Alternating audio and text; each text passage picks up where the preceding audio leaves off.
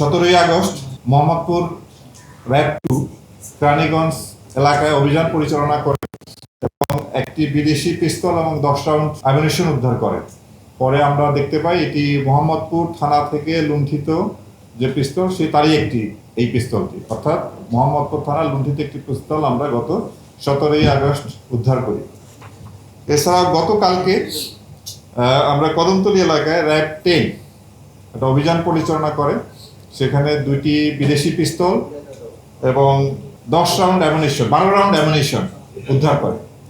তো ওই যে বিদেশি পিস্তল, সেই পিস্তলের গায়ে একটা নাম্বার থাকে, কিন্তু এই অপরাধীরা সেই নাম্বার ঘুষে ফেলেছে। বাট ওই 2টি পিস্তলের একটি পিস্তল, যেটা আমরা ধারণা করছি এটা পুলিশের লুণ্ঠিত অস্ত্র হওয়ার সম্ভাবনাই বেশি, এবং যে অ্যামিউনিশন আমরা পেয়েছি তার পিছনে বিপি লেখা আছে, অর্থাৎ বাংলাদেশ পুলিশ লেখা আছে।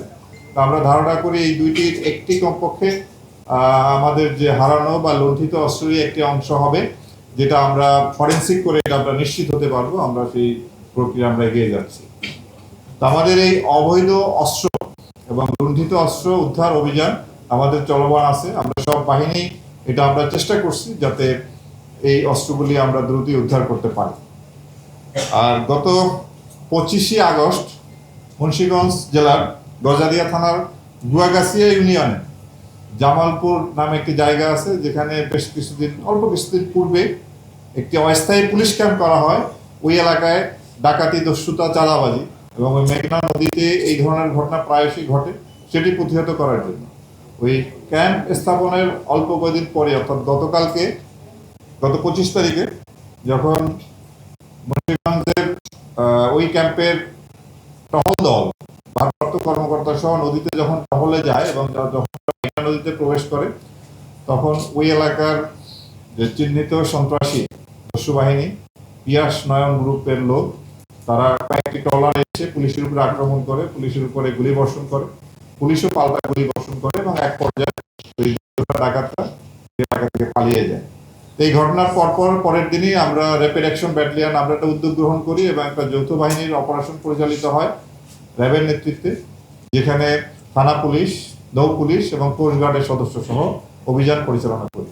এবং অভিযান পরিচালনাকালে আমরা ওই দস্যুরা এলাকা থেকে পালিয়ে যায়, আমরা তাদেরকে গ্রেপ্তার করতে পারিনি। বাট আমরা গোপন তথ্যের ভিত্তিতে গতকাল ওই ঘটনায় যে একটি মামলা হয়, সেই মামলা এজাহারভুক্ত 2 জন আসামি, একজনের নাম রিপন, যিনি ওই বাহিনী প্রধান নয়নের আপন ভাই, এবং আরো একজন আসামি, 2 জন আসামি এবং এজাহারভুক্ত একজন আসামি, 3 জন আসামি আমরা গ্রেপ্তার করি। এই ঘটনাটি ছিল খুবই একটি মারাত্মক ঘটনা, যে পুলিশের উপরে দস্যুরা একত্রিত হয়ে আক্রমণ পরিচালনা করা। তো আমরা সাথে সাথেই এর ব্যবস্থা গ্রহণ করি এবং আমাদের এই অভিযান অব্যাহত আছে, এবং আমরা আশা করি এই দস্যু বাহিনীর অবশিষ্ট যারা সদস্য আছে, এই ঘটনার সাথে যারা সম্পৃক্ত আছে, আমরা তাদেরকে গ্রেপ্তার করে আইনের আওতায় নিয়ে আসতে পারবো। তো আমরা এইভাবেই আমাদের দেশের বিভিন্ন জায়গায় আমরা আমাদের এই অভিযান পরিচালনা জোরদার করেছি, এবং সম্প্রতি গাজীপুর এলাকায় অপরাধ প্রবণতা বৃদ্ধি পাওয়ায় সেখানে গাজীপুর মেট্রোপলিটন পুলিশও তাদের অভিযান পরিচালনা করছে, পাশাপাশি আমরাও আমাদের অভিযান গাজীপুর মেট্রো এলাকায় আমরা জোরদার করছি, এবং আশা করি ওইখানকার আইন শৃঙ্খলা পরিস্থিতি এবং অপরাধ আমরা নিয়ন্ত্রণে আনতে সক্ষম হব। তো আমরা আপনার জুলাই আগস্ট মাসে এই 2 মাসে আমরা প্রায় 74টি অবৈধ অস্ত্র উদ্ধার করি এবং 36 জন আমরা আসামি গ্রেপ্তার করি। হত্যা সংক্রান্তে 446 জন আসামি আমরা গ্রেপ্তার করি।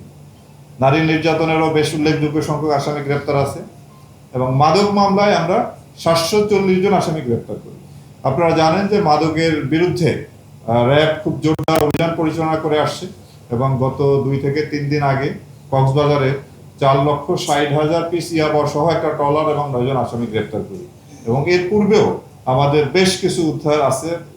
গত 1 মাসে আমাদের প্রায় 15,34,000 পিস ইয়াবা আমরা উদ্ধার করেছি, বিদেশি মদ, দেশি মদ, বিয়ার, অর্থাৎ মাদকের বিরুদ্ধে আমাদের একটি জোরালো অভিযান চলমান আছে। এবং আমরা মাদক মামলার যারা অভিযুক্ত এবং যারা সাজাপ্রাপ্ত আসামি, সেই আসামিগুলো আমরা খুঁজে খুঁজে বের করার চেষ্টা করছি, এবং গত 2 দিন আগে আমরা 2 জন যাবজ্জীবন দণ্ডপ্রাপ্ত মাদকের আসামিকে আমরা গ্রেপ্তার করতে সক্ষম হই।